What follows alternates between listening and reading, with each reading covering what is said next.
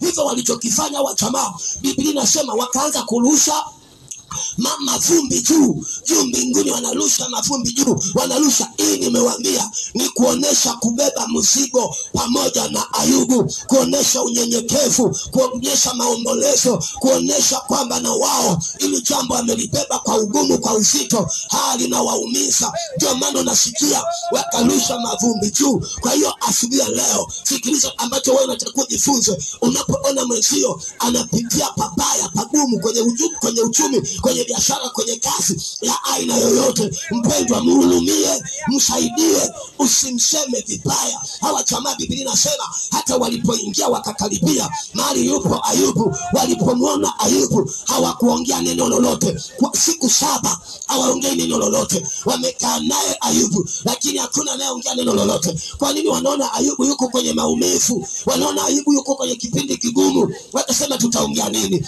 Biblia inasema wakakaa kimya. Acha kuongea. Unapoona mwenzio anapitia kipindi kigumu, sema ameni. Asubuhi leo, acha maneno, acha kutangaza habari za maisha ya mwenzio. Unapoona anapitia pagumu, haipendezi, haikubaliki.